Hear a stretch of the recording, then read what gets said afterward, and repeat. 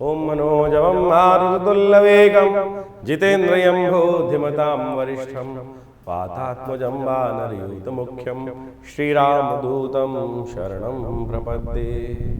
नमस्कार, स्वागत है आपका आचार्य वाणी में। मैं आचार्य डॉक्टर विक्रमादित्य आपके साथ हूँ। आज का विषय हमारा है कि मेष राशि वालों के लिए आपकी राशि के स्वामी मंगल महाराज जो इस वक्त क्षीणस्थ अवस्था में ग्रहों के योगायोग बना रहे हैं, सबसे कमज़ोर अवस्था में चल रहे हैं और आपकी राशि से चतुर्थ भाव में जाकर बैठ गए हैं। आपकी राशि के अनुसार से जब लग्नेश कमज़ोर हो जाते हैं तो कई प्रकार की जीवन में कई साहस संबंधित, मंगल वैसे ही साहस के प्रतीक है, मंगल सेनापति हैं और आपके लग्न के स्वामी हैं और सबसे इम्पॉर्टेंट ग्रह हैं। और वो जब कमज़ोर हो जाएँ तो क्या होता है कि किसी कार्य में मन नहीं लगता। और दूसरों को तो हम ऐसे समय में क्या होता है, ग्रहों का योगायोग जो दिखा रहा है इस समय में अवस्था कि मंगल जो है वो अग्नि प्रधान तत्व के एक ग्रह माने जाते हैं और वो चले गए हैं जल प्रधान राशि के अंदर और वहाँ पर जाकर वो क्षीणस्थ अवस्था में चले गए हैं, सबसे कमज़ोर हो जाते हैं आपकी जिस चंद्रमा की राशि के अंतर्गत जाने के बाद। तो मेष राशि वालों, आपको समझना पड़ेगा कि ये जो समय है 2 महीने के आसपास का समय, 3 अप्रैल से लेकर 7 जून तक का समय, थोड़ा सा पुरुषार्थ में ज़्यादा मेहनत करनी पड़ेगी। केवल हवाई बातें ज़्यादा होती दिखाई दे रही हैं, इस बात को ध्यान रखने की आपको ज़रूरत है। छोटी छोटी बातों पे मन विशेष तौर पर एंजाइटी लेवल बढ़ता दिखाई दे रहा है, छोटी छोटी बातों पे क्रोध आता दिखाई देगा, काम होगा नहीं और चीज़ें समझ में आएंगी, इंट्यूशन भी होगा, पूर्वाभास भी हो रहा होगा, बहुत सारी चीज़ों को किस प्रकार कैसे होने के योग हैं, पूर्वाभास भी सब कुछ होता रहेगा, लेकिन शायद सही दिशा में कार्य नहीं हो पाएगा। जो पुरुषार्थ का जो स्वामी है, जो मंगल है, वो कमज़ोर होने के कारण से ये ग्रहों का योगायोग बन रहा है। ऐसे में अपनी फ्रस्ट्रेशन को कंट्रोल करने की ज़रूरत है। देखिए, 7.5 आपकी चल रही है, 7.5 आरंभ हो गई और 7.5 जब आरंभ हो जाती है तो विशेष तौर पर कई बार क्या होता है कि बने बनाए काम बिगड़ने लगते हैं। जो समय है ये आराधना का समय है, भगवान की कृपा प्राप्त करने का समय है, सत्य के अनुसार से कार्य करने की ज़रूरत है, युक्त तरीके से काम करने की ज़रूरत है। कहीं ना कहीं से धोखा मिल सकता है और आपके देखते समझते बैठते, मतलब हर चीज़ को समझते हुए भी यहाँ समस्याएं जो हैं वो थोड़ी सी विकराल होती दिखाई देंगी। ऐसे में आपको आवश्यकता है कि मंगल ग्रह को थोड़ी शक्ति देने का प्रयास करें।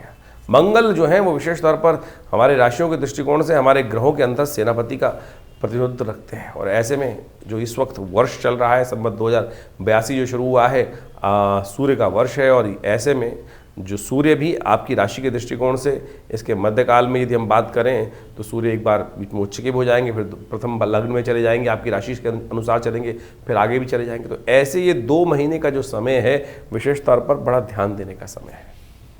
बहुत सारे सोचे हुए कार्य पूर्ण कर सकते हैं, सही दिशा आपको प्राप्त हो सकती है कि विडंबना क्या है।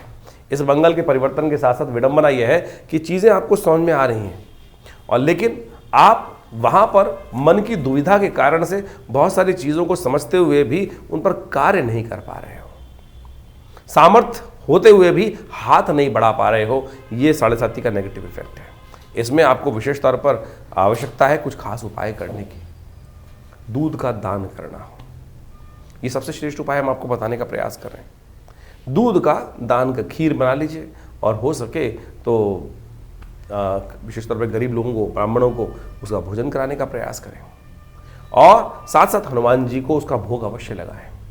खीर को किशमिश डालकर, खूब अच्छे मेवे डालकर हनुमान जी का उसका भोग लगाकर हनुमान जी की आराधना करने का प्रयास करें। इस वक्त 7.5 आपकी चली रही है और हनुमान जी की कृपा से आपके 7.5 को शांत करने के लिए आपको कुछ भी जो उपाय हो सकते हैं वो अवश्य करना चाहिए। 7.5 का आरंभ काल जो है वो विशेष तौर पर आपके लिए धीरे धीरे धीरे धीरे थोड़ी सी समस्याओं में आपको घेरता चला जाएगा। इस बात का आपको ध्यान रखना है और ऐसे में सही चीज़ समझते हुए कार्य करने का प्रयास करें तो अच्छा रहेगा। ये 2 महीने का जो समय है 7 जून तक का समय है, ये थोड़ा सा पुरुषार्थ से आपको कम करता दिखाई दे रहा है। और ऐसे में ध्यान रखिएगा, बहुत सारे लोग बेकार की बातों में आपकी तारीफ करते दिखाई देंगे और जहाँ जो तारीफ करता दिखाई दे रहा है कहीं ना कहीं ऐसे में आपको लगेगा भी, आपके मनोमस्तिष्क में ऐसा भाव उत्पन्न हो सकता है कि जो भी आपके अगेंस्ट बोलेगा आपको अननेसेसरी क्रोध आना शुरू हो जाएगा। एक पुरानी कहावत है, निंदक नियरे राखो निंदक करे उजियारो। जो आपको क्रिटिसाइज करने वाला व्यक्ति है उसको अपने पास रखना चाहिए। वो आपको कई बार गड्ढे में जाने से बचा लेता है। और यदि मीठा मीठा सुनने की आदत पड़ जाए व्यक्ति को तो क्या होता है कि वो व्यक्ति जीवन में परेशानी में फंस जाता है। रावण को मीठा मीठा सुनने की आदत पड़ गई थी और जब कोई कटाक्ष बोला उसके समक्ष उसने उसको निकाल दिया। तो ऐसे में ध्यान रखते हुए कार्य करने की ज़रूरत है। चीज़ें आपकी साढ़े साथी में थोड़ी सी वृहद, थोड़ी सी परेशान होने के योग बनाती दिखाई दे रही है। ऐसे में मंगल ने आकर यहाँ थोड़ा सा आग में घी डालने का प्रयास कर दिया है। मंगल शीर्णस्थ अवस्था में हो गए, कमज़ोर हो गए, नीच के हो गए। अब नीच के होने का मतलब ये मत समझें कि मंगल निकृष्ट हो गए, मंगल निकृष्ट नहीं, ताकत में कम हो गए। इसको ऐसा समझ लें कि पानी का जो एक तालाब हो उसमें एक कोयला डाल दें तो क्या होगा कि वो कोयला में अंगारा ऐसा हो जो बुझ ना रहा हो तो क्या होगा, वो वाष्पीकरण करता रहेगा। कोयला जो है अग्नि का जो तत्व है वो अग्नि को पानी बुझाने का प्रयास करेगा, पानी जो है वो अग्नि को बुझाने का प्रयास करें। द्वंद्वात्मक स्थिति उत्पन्न होती दिखाई दे रही है। शांति से समझने की ज़रूरत है। तो ऐसे में बहुत ज़्यादा लोगों को आप हिदायत दें, बहुत ज़्यादा लोगों से जो हैं आप उनको समझाने का प्रयास करें, नहीं समझने वाले लोग ऐसे में थोड़ा सा मनोभाव में थोड़ा सा जो मोटिवेशन है कम होता दिखाई दे रहा है। उस मोटिवेशन को बढ़ाने के लिए हनुमान जी की शरण में जाएं, हनुमान चालीसा का नित्यपति पाठ करें। हो सके तो मंगल और शनिवार को हनुमान जी को चोला भी चढ़ाने का प्रयास करो। तो शनि की साढ़े साथी का उपाय होता रहेगा और साथ साथ इस मंगल के नेगेटिव प्रभाव को दूर करने के लिए रास्ता भी बनता दिखाई देगा। तो ऐसे में ये उपाय अवश्य करें। और एक काम और करें, वैसे तो ये हमने अपने एक एपिसोड के अंदर आपको बताया भी था कि हर व्यक्ति को भारतीय संस्कृति के अनुसार से नववर्ष के दिन अपने घर के ऊपर एक हनुमान जी का ध्वज अवश्य लगाना चाहिए, विजय ध्वज। ऐसे में वो विजय ध्वज, हनुमान जी के यंत्र युक्त विजय ध्वज यदि अपने आप घर के ऊपर लगा लें, अपने घर के ऊपर एक भगवा रंग का हनुमान जी का या तो फोटो लगा हुआ या हनुमान यंत्र उस पर स्थापित कर वो लगा लेंगे तो आपके जो मंगल का नेगेटिव इफेक्ट है उसको भी ठीक करने का रास्ता बनता है। इसकी तरह से हजारों उपाय हैं। मंगल है कौन, मंगल किस प्रकार से आपके जीवन में जो समस्या है, भारतीय संस्कृति में हर चीज़ को बहुत ही वैज्ञानिक रूप से समझाने का प्रयास किया गया है, उस बारे में भी आपको समझना चाहिए। देखिए, उपाय बड़े सरल होने चाहिए। आमतौर पर समस्या क्या है कि कुछ लोग बहुत क्लिष्ट उपाय, बहुत महंगे उपाय बताने का प्रयास करते हैं। देखिए, शास्त्र में, अध्यात्म में, भारतीय संस्कृति में बड़ी सरलता से रास्ते बताए गए हैं। एक व्यक्ति एक किसी महात्मा के पास गया, उसको घर जाना था, बहुत समस्याएं चल रही थी। कथा को मैं छोटे रूप में समझाने का प्रयास करूंगा, बहुत लंबी कथा नहीं सुनाऊंगा, छोटे से सार रूप में समझने का प्रयास करें। बड़ी सरलता से उस कथा को यदि हम समझ लें तो जीवन के कष्टों को दूर कर सकते हैं। एक महात्मा के पास गया, महात्मा जी जीवन में संकट है, रास्ते में जाना है मुझे, मेरा गांव उस तरफ है और रास्ते में पानी चढ़ा हुआ है, नदी में पानी चढ़ा हुआ है और मैं पार नहीं कर सकता। बाबा ने कहा, आध्यात्मिक दृष्टिकोण में चिंता मत करो, मैं आपको एक उपाय बताता हूँ। एक बाबा जी ने एक कुछ मंत्र उसको लिखा और एक कागज के लिखकर भोजपत्र में उसको हाथ में दे दिया। बोलो इसको अपने मुट्ठी में रख ले और जैसे ही जैसे बस केवल भगवान का स्मरण कर कर इसको लेके चलता चला जा, पानी तेरा हटता चला जाएगा। उसने उसको रास्ते में देखा तो वो चमत्कार था कि जहाँ जहाँ वो लेके जा रहा था वो पानी हटता चला जा रहा था और वो भागता चला जा रहा था। उत्कंठा हुई रास्ते में देखते देखते कि अरे ऐसा क्या बाबा जी ने दे दिया है। उसने पर्ची खोली, उसमें राम नाम लिखा था। अरे राम नाम लिखा है, इतना सा देखा और देखता क्या है कि वो पानी वापस उसकी तरफ भागता चला आ रहा है। भागा वापस, अरे डूब जाऊंगा। और महात्मा के पास वापस पहुंचा, महात्मा की शरणागति प्राप्त की। महाराज आपने कहा था देखना, मैंने देख लिया। बाबा ने कहा कोई बात नहीं, चिंता मत कर, मैं दोबारा कुछ बना के देता हूँ। बाबा ने फिर एक उपाय दिया और हाथ में कहा बस इसको लेके जा, अब चिंता मत करियो, बस लेके चला जा। और उसके बाद वो फिर वही गया पूरा पार करते हुए। अब तो उसको एक बार एक्सपीरियंस कर चुका था, उसने बाबा की बात को पूरी तरह अक्षर से अक्षर माना और उसके बाद उस रास्ते को पार कर लिया। पानी घटा और वो पार कर गया बिना किसी द्वंद्व के कारण से। घर पहुंचा, घर पहुंच के फिर खोलता है हाथ को, पुड़िया को, उत्कंठा, क्योंकि हम भी ऐसे हैं हठधर्मी जो हैं जो ना तो विश्वास करते किसी बात पर। उसने फिर खोल के देखा और उसमें लिखा वही राम नाम। इस संसार को पार करने के लिए राम नाम ही तो है, उपाय यही है। जो उल्टा जपो सीधा जपो वही पार कर जाएगा। उल्टा जप के वाल्मीकि बड़े ज्ञानी बन गए। तो सोचो ये स्थिति थी, लेकिन हमें भी क्या होता है, हमारे को बड़े बड़े पैसे खर्च करके उल्टे सीधे कार्य कर तभी हमको मजा आता है। अरे सीधी तरीके से हमने आपके इन ग्रहों को बदलने के लिए सीधा साधा रास्ता बता रहे हैं ना, आप सीधी तरह से उस पर विश्वास करके चलने का प्रयास तो करो। ये सीधे साधे उपाय ही, बिना किसी कारण, बिना किसी खर्चे के उपाय, हमको हमारे गुरुदेव सिखाते थे कि भाई ऐसा उपाय मत बताओ कि जो हज़ारों रुपए खर्च होते, क्या होगा उस उपाय को खर्च करके। सीधे तरीके से आप इन सरल उपायों को जो हम इस चैनल के माध्यम से आपके समक्ष रखते हैं, आपकी राशि के दृष्टिकोण से हम बताते हैं, वही करने का प्रयास कीजिए ना, तो आपके जीवन के कष्ट दूर होंगे। आज की तारीख में आप किसी भी जन्म पत्री को दिखाने जाते हैं, कहीं भी जब बात करते हैं, देखिए बाबाओं ने क्या होकर, कितनी मालाएं, कितने कंठ पहनकर, पता नहीं क्या क्या स्थिति, भाई आवरण कैसा बना रखा है, वो एक मिसमरिज्म क्रिएट करने का प्रयास किया जाता है। बहुत अध्यात्म बहुत सरल है और ज्योतिष बिना अध्यात्म के नहीं हो सकता। अध्यात्म के दृष्टिकोण से समझने का प्रयास करें तो आपकी राशि में जो ग्रहों का योग है, मंगल क्या खेल करने वाले, मंगल है कौन, इसके विश्वास जगाने के लिए हम पूरा एक रास्ता आपको बताने का प्रयास कर रहे हैं। समझेंगे तो हमारा विश्वास है आपके कष्टों को दूर करने का रास्ता आप अवश्य बना पाओगे। अब सवाल ये उठता है कि मंगल है कौन। भारतीय सनातन संस्कृति में हमारे वेद इत्यादि, उपनिषद इत्यादि ग्रंथों के अंदर हर चीज़ की उत्पत्ति और उत्पत्ति का कारण, हर चीज़ उपस्थित की गई है और उन मूलभूत सिद्धांतों को, कथाओं को हम समझकर वास्तविक तौर पर उनका प्रभाव किस प्रकार का जीवन में होगा वो हम समझ सकते हैं।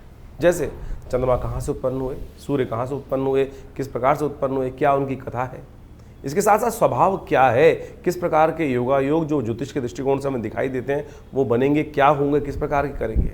तो वीरभद्र की उत्पत्ति की कथा भी बड़ी विचित्र है। जो मंगल वीरभद्र ही है वास्तविक तौर पर, शिव के गण हैं। वीरभद्र जो थे वो भगवान शिव के पसीने से उत्पन्न हुए थे और विशेष तौर पर दुख, भय, क्रोध का प्रतीक माने जाते हैं। और मंगल की स्थिति वास्तविक तौर पे हमको समझ लेना चाहिए, मंगल इन तीनों का ही प्रतीक माना जाता है। मंगल पुरुषार्थ का भी मालिक है, क्रोध का भी मालिक है, साहस का संबंध रखता है और साथ साथ यदि वो शीर्ण हो जाए तो शोक और दुख का कारण भी बनता है। क्योंकि मंगल की उत्पत्ति जो हुई है वो विशेष तौर पर ऐसी ही परिस्थिति में हुई। कहा जाता है शास्त्र की कथा के अनुसार से, यदि आप विभिन्न ग्रंथों को पढ़ें तो वहाँ वो कथा का वर्णन अद्भुत रूप से आता है। जब सती ने भगवान शंकर के समक्ष अपनी इच्छा रखी कि वो उनके पिता दक्ष प्रजापति ने जो यज्ञ रखा था उसमें जाना चाहती हैं, तो भगवान ने मना किया कि बिना बुलाए नहीं जाना चाहिए। चाहे अपना घर भी हो, अगर वो आमंत्रण नहीं है तो वहाँ नहीं जाना चाहिए। और दक्ष ने तो साक्षात शिव को उस यज्ञ में बुलाया ही नहीं था, जो उन्होंने अपने अभिमान के लिए रखा था, अपने अभिमान की पूर्ति के लिए रखा था। और ऐसे मूड बहुत हैं जो इस संसार में अपने अभिमान की पूर्ति के लिए सत्य को समझ नहीं पाते हैं, सत्य का परित्याग कर देते हैं। दक्ष ने यही धृष्टता करी। ये कथा बड़े अद्भुत रूप से समझने की है। जब भगवान शिव को नहीं बुलाया गया, तो पार्वती जी वहाँ जाती हैं, देखती हैं आकाश मंडल में बड़े बड़े विमान दक्ष के यहाँ जा रहे हैं, समस्त देवता इत्यादि सब वहाँ उस यज्ञ में आमंत्रित थे। तो उनको बड़ा दुख होता है कि मेरे पिता ने मेरे पति को बुलाया नहीं। भगवान शिव के समक्ष जाकर प्रार्थना करती हैं, भगवान शिव मना भी करते हैं, लेकिन वो कहते हैं मेरे पिता का घर है, मुझे जाना चाहिए, मुझे जाना तो चाहिए ही चाहिए। लेकिन मन में तो कुछ और भाव था सती के, ये संसार को उदाहरण देना था। जब वो जाती हैं यज्ञ के अंदर और वहाँ देखती हैं कि सब लोग विद्यमान हैं, लेकिन जो पिता के द्वारा स्थान जो है वो शिव का रिक्त रखा गया है और उस यज्ञ में शिव को स्थान नहीं दिया गया है, तो वो अपने आप को उस यज्ञ के कुंड में समर्पित कर देती है। और ये सूचना जैसे ही भगवान शिव तक पहुंचती हैं, क्रोध, आवेश के कारण, शोक के कारण से उनका जो पसीना है पृथ्वी पर गिरता है, कहा जाता है उसी से वीरभद्र की उत्पत्ति हुई। और वीरभद्र ने जाकर उस यज्ञ क्या था, वो वास्तविक तौर पे अधर्म का प्रतीक ही वो हो गया था। अहंकार की पूर्ति के लिए उस यज्ञ को दक्ष ने रखा था। वो यज्ञ का विध्वंस होना इसलिए आवश्यक था क्योंकि वो अहंकार की पूर्ति के लिए किया जा रहा था। अहंकार यज्ञ के द्वारा नहीं पूरा हो सकता और दक्ष के उस यज्ञ को वीरभद्र ने जाकर संहार किया और जो उसके बाद दक्ष का सिर तक काट दिया गया उस अपराध के कारण से। और जब भगवती का शरीर वहाँ लेके जाते हैं वीरभद्र, तो शिव वीरभद्र को आकाश मंडल में स्थित कर देते हैं और वही धरती जो से उत्पन्न हुए जो वीरभद्र थे भगवान शिव के पसीने से, क्रोध के प्रतीक माने जाते हैं। और विभिन्न आयुधों से अलंकृत हैं और संहार करने वाले हैं, अहंकार का संहार करने वाले। ये वीरभद्र की कथा है। और कहा जाता है कि ये संयोग जब बनता है, विशेष तौर पर जब मंगल और चतुर्थी का संयोग बन जाता है, उसी दिन वीरभद्र जयंती मानी जाती है, मंगल की जयंती मानी जाती है। और भगवान शिव के आशीर्वाद से वो आकाश मंडल में उस दिन से स्थिर है, धरती पुत्र माने जाते हैं। इनका एक गायत्री के रूप में भी मंत्र आता है, अंगारकाय विद्महे धरती पुत्राय धीमहि तन्नो भौमः प्रचोदयात्। इस प्रकार से उनकी गायत्री आती है और इसका स्तवन कर लेने से कहा जाता है कि मंगल के बहुत सारे दोष शांत हो जाते हैं। तो ये वीरभद्र जो हैं, जो वास्तविक तौर पर मंगल के रूप में आकाश मंडल में स्थित है, उनका स्वभाव आपने समझा। और इस वक्त जो ग्रहों का परिवर्तन का योग बना है, मंगल जो है कर्क राशि में जा रहे हैं। मंगल एक अग्नि तत्व की राशि के मालिक माने जाते हैं और अग्नि तत्व की राशि के होते हुए वो जल तत्व की राशि में, कर्क राशि जल तत्व की राशि, जल तत्व के होते हुए जब अग्नि, और विशेष तौर पे आप समझें जल तत्व के साथ जाके बैठेगी तो क्या होगा, वाष्पीकरण होगा, उड़ेगा, वो वाष्पीकरण होगा, मंगल निस्तेज हो जाएंगे, दुस्साहस करने के योग बन जाते हैं। विश्व में जब भी मंगल कर्क राशि में आते हैं, आप सत्य मान लें, जो दुस्साहस करने वाली प्रवृत्ति है संसार में बढ़ जाती है। और उन दिनों विशेष तौर पर यदि आप एनालाइज करके देखें, हमने इस बात को बहुत अच्छे से एनालाइज करके देखा, यहाँ तक कि जो गलत तरफ जाने का रुझान है वो बढ़ जाता है। और तो और दुस्साहस करते हुए लोग, कई बार ऐसा देखा जाता है कि विशेष तौर पर आत्मदाह करने वाली, आत्महत्या वाली बातें, जो मेंटली लोग थोड़े वीक होते हैं, ऐसी समस्याएं उस समय बढ़ जाती हैं। नशे की स्थितियां वाला काम बहुत ज़्यादा बढ़ जाता है। मंगल जो है साहस का प्रतीक है, और जब मंगल साहस जब है वो निस्तेज, कर्क राशि में जाके वो निस्तेज हो जाते हैं, नीच के बोले जाते हैं। और ऐसे में वो 3 नक्षत्रों को पार करते हैं, 3 नक्षत्रों की स्थिति में जाते हैं, पुनर्वसु, पुष्य और अश्लेषा। पुनर्वसु के अंतिम चरण में, और पुष्य नक्षत्र जो शनि का नक्षत्र है वो इसलिए भयावह माना जाता है, मंगल को सबसे कमजोर माना जाता है। एक तो वो शनि के नक्षत्र में चले जाते हैं, पुष्य के चारों चरण उसी में पार करते हैं। उसके बाद अश्लेषा नक्षत्र में भी वो विहार करते हैं। तो ये जो नक्षत्र हैं, इनमें सबसे भयावह स्थिति मंगल की तब होती है जब वो पुष्य नक्षत्र में जाते हैं। ऐसे में मंगल को शांत करने के लिए अनेक उपाय शास्त्र में वर्णित हैं, और उन सब उपायों को कर आप अपने कष्टों को दूर करने के सुंदर योग बना सकते हैं। जो हमने आपको उपाय बताए भी बहुत सारे, उसके अंतर्गत यदि एक और श्रेष्ठ उपाय आप करने का प्रयास करें, शिव ही तो मंगल हैं, शिव के गण ही तो वो वीरभद्र थे, और वही तो शिव से ही तो वास्तविक तौर पर उनका शिव की आराधना कर यदि मंगलवार के मंगलवार गुड़ के जल से, मीठे जल से या गन्ने के रस से भगवान शिव का अभिषेक कर लिया जाए, ओम नमः शिवाय इस मंत्र का स्तवन करते हुए, मंगल की गायत्री का पाठ करते हुए, तो कहा जाता है कि मंगल के बहुत सारे नेगेटिव प्रभाव दूर होने के रास्ते आपको प्राप्त होंगे। तो ये बात आपको सैद्धांतिक तौर पे समझते हुए कार्य करने का प्रयास करना चाहिए। इससे आपके जीवन के बहुत सारे कष्टों को दूर करने का रास्ता आपको प्राप्त होगा, ग्रह नक्षत्रों में परिवर्तन का रास्ता आपको प्राप्त होगा। इसके साथ साथ आपको ये भी समझना चाहिए कि हम हर चीज़ को राशि के दृष्टिकोण से विभाजित करने का प्रयास करते हैं। अब हमको इस चैनल के माध्यम से आपके समक्ष गोचर की व्यवस्था समझानी है, लेकिन ये गोचर की व्यवस्थाएं जो हैं वो तो एक सार्वभौमिक रूप में है। आप ये समझें कि जिन दिनों ये मंगल जिस प्रकार की स्थिति में रहते हैं, इस बार तो वैसे ही जो वर्ष चल रहा है, संवत 2082 आरंभ हुआ है, सूर्य का वर्ष है, ऐसे में मंगल का स्थिति में इस प्रकार से आना, जो करीब 3 अप्रैल से लेकर 7 जून तक ये स्थिति मंगल की रहेगी, और इसमें विभिन्न नक्षत्रों में मंगल का प्रवेश होगा, जैसे हमने आपको बताया। इन सब में अलग अलग प्रभाव मंगल, हम समय समय पर उस बारे में आपको अवगत कराते रहेंगे। लेकिन अग्निकांड, दुस्साहसपूर्ण कार्य, विश्व में को अशांत करने के लिए जो नेगेटिव सोच वाले लोग हैं वो दुस्साहस करने का कार्य कर सकते हैं। आतंकवादी घटनाएं, आमतौर पर जब भी मंगल इस प्रकार की स्थिति में आता है, कर्क राशि में आता है, तो दुस्साहसपूर्ण कार्य सामने आ गए। देखिए मंगल प्रतीक है साहस का, साहस आएगा तो मंगल को सेनापति कहा जाता है ज्योतिष के दृष्टिकोण से। जब मंगल सेनापति पूर्ण ताकत में होगा तो सामने आकर व्यक्ति लड़ेगा, सामने आकर वो साहस करने का प्रयास करेगा। लेकिन जब मंगल क्षीण हो जाता है तो दुस्साहस, गलत कार्य, निकृष्ट कार्य करने की तरफ गलत मानसिकता के लोग ज़्यादा प्रेरित हो जाते हैं। आतंकवादी घटनाएं जो बम विस्फोट इत्यादि की घटनाएं ज़्यादा विशेष तौर पर घटने के कार्य करते हैं, जिनको नीचता वाले कार्य कहा जाता है, यानी गलत तरफ ताकत लगाकर कार्य करने की तरफ, निकृष्ट कार्य करने की तरफ मनोवृत्ति लोगों की बदलती चली जाती है। नुकसान पहुंचाने का कार्य, मानवता को नुकसान पहुंचाने का कार्य ऐसे में निकृष्ट मानसिकता के लोग ज़्यादा करते दिखाई देंगे। शांत होकर आपको समझने का प्रयास करना है, आपको अपने जीवन की रक्षा करने का प्रयास करना चाहिए। ज्योतिष में ग्रह योग की गणनाएं जो हैं वो विशेष तौर पर बड़े वृहद रूप से बताई जाती हैं, और इस वक्त विभिन्न राशियों के अनुसार से अलग अलग प्रभाव तो समझ लेना चाहिए। तो हम हर राशि के अनुसार से आपको आपकी राशि के अनुसार से ये बात तो बता ही रहे हैं, लेकिन फिर भी आपकी ग्रह गणना तो अलग होगी, ये बात भी आपको समझ में आती है। राशि के दृष्टिकोण से गोचर का प्रभाव तो समझ में आ जाएगा, लेकिन मूलभूत कुंडली के अंदर जो ग्रहों का योगायोग बना है वो कितनी ताकत में है। हाँ, अगर आपकी कुंडली में वैसे ही कहीं ना कहीं नीच के बैठे हुए हैं मंगल और गलत अवस्था में, अस्त अवस्था में है, तो ये आपके लिए समय भयावह हो सकता है।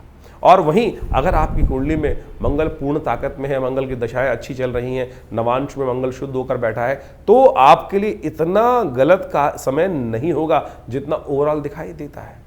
तो ऐसे में आप अपनी जन्मपत्री को समय समय पर अच्छे से चेक कराते रहें, पूछते रहें, गणनाएं जानते रहें। जैसे हम कहा जाता है ना कि आज की तारीख में मॉडर्न ज़माने में कहा जाता है कि डॉक्टर साहब के पास जाकर समय से करीब 6 महीने में कम से कम एक बार अपने ब्लड टेस्ट और पूरी संपूर्ण रूप से कंसल्टेशन ले लेनी चाहिए।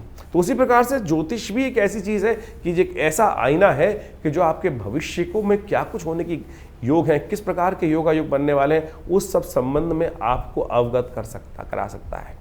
और लोग सही समय में समझ लें कि हमारा समय कैसे चल रहा है। जैसे हम आपको बताते हैं कि भाई इस वक्त गोचर में ये 7.5 का योग चल रहा है, किसी राशि में ये समय ये चल रहा है, ये चल रहा है, ऐसा चल रहा है, तो क्या होता है, लोग उससे पहले सावधान हो जाते हैं। और सावधानी यदि रहेगी तो दुर्घटना कम घटेगी, और सावधानी हटी तो आपने बोर्ड पे देखा हुआ, लिखा हुआ, सावधानी हटी दुर्घटना घटी।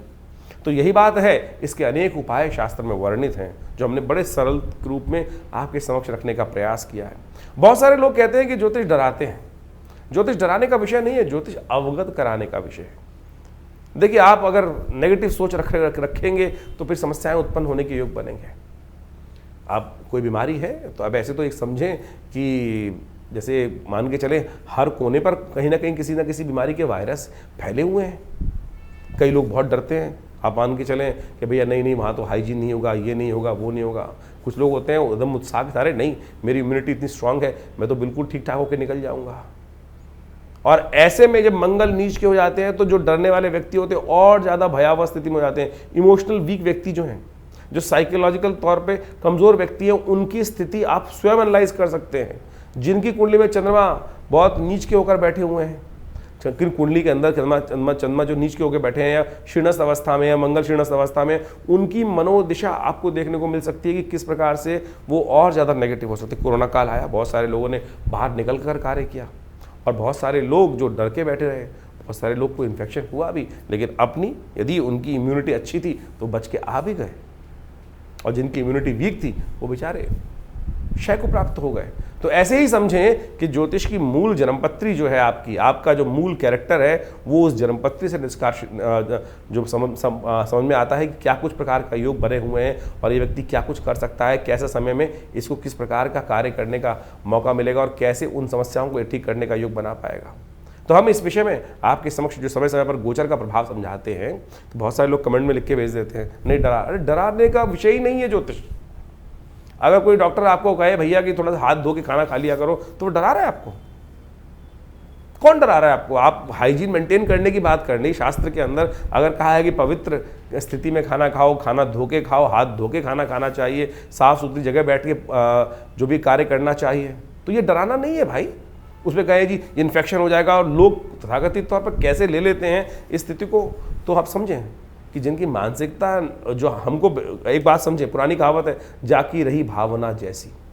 अगर कोई ऐसे ग्रहों के प्रभाव को समझकर भावना डर रहा है तो उसकी भावना ही डरपोक है। आप उसकी भावना ही डरपोक है। अगर कोई व्यक्ति आपको अच्छी बात समझाने का प्रयास कर रहा है कि भाई ये स्थिति है, इसको ठीक से समझा लो, आपके माता पिता बुजुर्ग जो आपसे अच्छी भावना रखते हैं वो हमेशा आपके लिए जो है, जिनका आपके बारे में दिल थोड़ा दुखता रहता है, अरे सावधान रखना चाहिए बच्चे को, दर्द ना हो जाए, चोट ना लग जाए, तो मन में ये भाव रहता है, प्रेम के साथ ऐसा भाव होता है। और उसको जब हम थोड़े से हमारे बुजुर्गों से हम बहस कर लेते हैं, नहीं नहीं आप तो फालतू में डरते रहते हो, और डरते नहीं, वो प्रेम है, वो प्रेम है, स्नेह है, वो वास्तविक तौर पर ये बात हमको समझनी चाहिए, बाद में समझ में आती हैं ये बातें।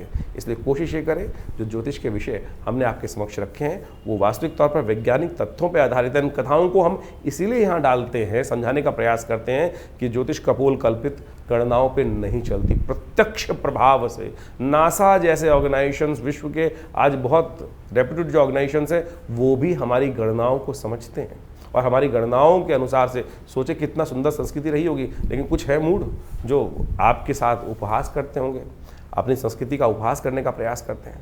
तो हमारा आपसे अनुरोध है, हमारा आपके समक्ष एक विशेष तौर पर बात रखने का तरीका है, कोशिश ये करें इन गणनाओं को हल्के में ना लिया करें। हम आपके साथ समय समय पर जुड़े रहते हैं और दिल्ली में हमारा ये संस्थान जो विवेकानंद योगाश्रम है, पिछले करीब 60-70 सालों से आप सबके लिए कार्य कर रहा है, आध्यात्मिक क्षेत्र में कार्य कर रहा है और बहुत सारे यज्ञ इत्यादि समय समय पर चलते ही रहते हैं आश्रम में। आप सब उस यज्ञ इत्यादि में सम्मिलित हो सकते हैं। अभी हमने इस ये ग्रहों के परिवर्तन से पहले मंगल की अंगारक चतुर्थी पड़ी और उस दिन बड़े 1 अप्रैल को बड़ा सुंदर दुर्गा सप्तशती का यज्ञ चल ही रहा था। उसमें भी सब लोगों को ने आके भाग लिया, अपने नाम से यज्ञ कराए, उसके साथ साथ और उस दिन सुंदरकांड का पाठ भी किया। तो इस मंगल के नेगेटिव प्रभाव को दूर करने के लिए जितने मंगल पढ़ें उसमें अवश्य सुंदरकांड का पाठ अवश्य करने का प्रयास करें और आपकी श्रद्धा के साथ भगवती कृपा से आपके कष्ट दूर होने के योग बनेंगे। ऐसे में बुढ़वा मंगल भी पढ़ेंगे और हम विवेकानंद योगाश्रम में व्यवस्था बना रहे हैं कि लगातार जितने भी मंगल इसमें पढ़ें उसके लिए मंगल ग्रह की शांति करने के लिए, आपके ग्रहों को दोषों को दूर करने के लिए वहाँ लगातार यज्ञ इत्यादि के बहुत सारे कार्यक्रम रहेंगे। नंबर्स आपके सामने स्क्रीन पर चलते रहते हैं और हम आपको समय समय पर आपके राशिफल के अनुसार से अवगत भी कराते रहते हैं। तो आप भी अपने उस कार्य को करने के लिए स्वयं पधार सकते हैं। विवेकानंद योगाश्रम में ये व्यवस्था है कि आप खुद आकर पूजा कर सकते हैं। बहुत सारी संस्थाओं में ऐसा होता है पूजा हो रही नहीं हो रही पता ही नहीं चल रहा है। हम उस व्यवस्था को आपके साथ जोड़ते हैं। हर रविवार को अभी और इन दिनों जहाँ जब ये स्थिति रहेगी, मंगल ऐसी खराब स्थिति में रहेंगे, तो आश्रम पर सुंदरकांड की सुंदर व्यवस्था हमने लगातार रखने का प्रयास किया है। आप भी अपने नाम गोत्र को आश्रम पर भेजकर अपने स्थान को आरक्षित कर खुद बैठना चाहें तो आपका स्वागत है। इन समस्त कार्यक्रमों में जो समय समय पर रहेंगे आप उसमें बैठकर अपने ग्रहों का उपचार बहुत सुंदर तरीके से कर सकते हैं। और शास्त्रीय माने हमारे यहाँ जो यज्ञ की व्यवस्था है ना, वो सबसे सुदृढ़ व्यवस्था है। आप समझे, शास्त्र के अंदर 3 विधियां बताई गई हैं, मंत्र जप, स्नान और दान। और दान हम जब भी कर रहे हैं और किसी गलत व्यक्ति को दान कर दिया तो दान का लाभ की जगह नुकसान हो जाएगा। यज्ञ जो है वो भगवान के नाम पर हम आहुति जो अर्पित करते हैं वो सीधी भगवान को ही प्राप्त होती है, उससे श्रेष्ठ कोई चीज। इसीलिए कहा गया है शास्त्र में, यज्ञो वै श्रेष्ठतम कर्म। तो आप श्रद्धा के साथ इन समस्त रीतियों को समझते हुए अपने जो हमारी पद्धति रही है, भारतीय संस्कृति की सनातन पद्धति रही है, उसके साथ जुड़े रहें। और हमारा विश्वास है कि इन समस्त कष्टों से निवारण करने के लिए, ग्रहजनों के प्रभाव को अपने लिए शुभ बनाने के लिए यदि आप इन समस्त शुभ कर्मों के साथ जुड़े रहेंगे तो लाभ ही होगा, कष्ट दूर ही होंगे और जीवन आनंद से व्यतीत होगा।